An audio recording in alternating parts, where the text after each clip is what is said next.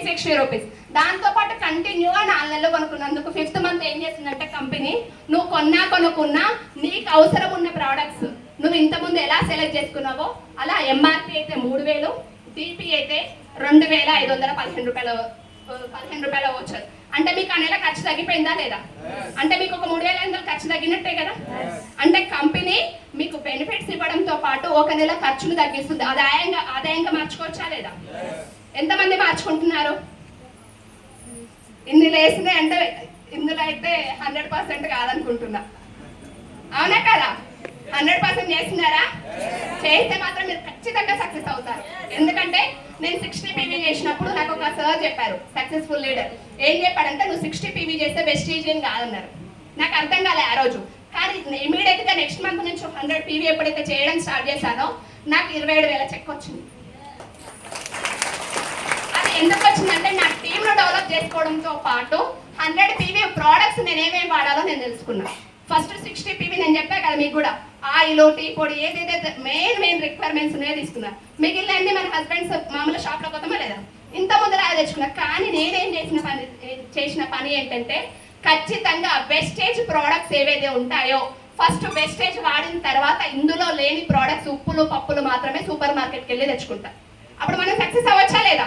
మరి 2515 రూపాయల ఓచర్ వచ్చింది. మీరు ఇప్పుడు చూడండి, 2515 రూపాయలు 5th మంత్ వచ్చింది.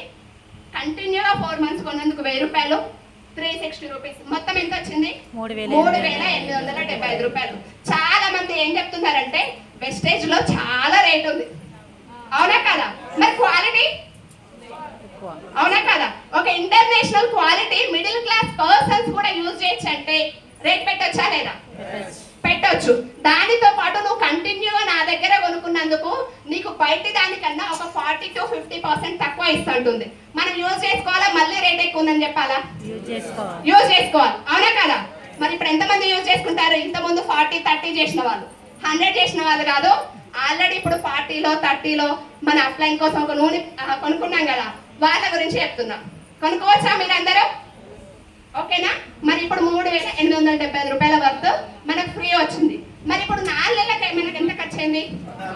14,000. 14,000లో మరి బెనిఫిట్ ని తీసేయచ్చా లేదా? తీసేస్తే ఎంత అవుతుంది? 14,000 నుంచి 3,875 రూపాయలు తీసేస్తే 10,125 రూపాయలు. మరి మీరు చెప్పండి, నేను ఇందాక 4,000 అని చెప్పాను. కంటిన్యూగా మనం 5 మంత్స్ షాపింగ్ చేయాల్సిందేనా లేదా? 20,000 అవుతుందా లేదా? నెలకు 4,000 అయినా 5 నెలల.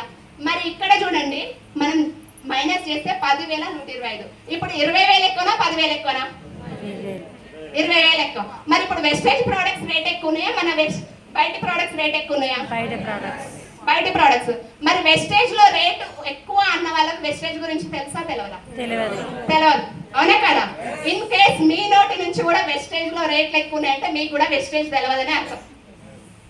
మీరు బై మిస్టేక్ లో మీ అప్లైన్ తోనో మీ డౌన్ లైన్ తో అన్నారంటే మీకు వెస్టేజ్ గురించి అసలు ఏమీ తెలియదు. 100% ఇది. అవునా కదా? మరి ఇది అందరూ యాక్సెప్ట్ చేస్తారా? మళ్ళీ డౌట్ ఉందా? ఏంది మేడం ఇంత చెప్తుంది అనుకుంటున్నారు? 100% యాక్సెప్ట్ చేయాలి. ఎందుకు యాక్సెప్ట్ చేయాలంటే, మనకు 10,125 5 నెలలకు. మరి నెలకు ఎంత అవుతుంది? 2,000. ప్రతి ఇంట్లో 2,000 ఖర్చు అవుతుందా లేదా? ప్రతి ఇంట్లో 2,000 ఖర్చు అవుతుంది మినిమం. అది ఇద్దరు వైఫ్ అండ్ హస్బెండ్ ఉన్నా, ఒక బాబు లేదు బ్యాచులర్ ఉన్నా 2,000 ఖర్చు అవుతుంది. మరి ఆ 2,000 ఇక్కడ పెట్టొచ్చా లేదా? సో మనం ఈ సిఎన్సి తీసుకోవడం వల్ల మీకు బెనిఫిట్ అర్థమైందా? ఇంకేమైనా డౌట్స్ ఉన్నాయా? ఇప్పుడు ఇక్కడ ఉన్న 400+ మెంబర్స్ సిఎన్సి మరి చేస్తారా? 100%. మరి మీతో వచ్చే టీమ్ తోని సిఎన్సి ఇలా చేయాలి.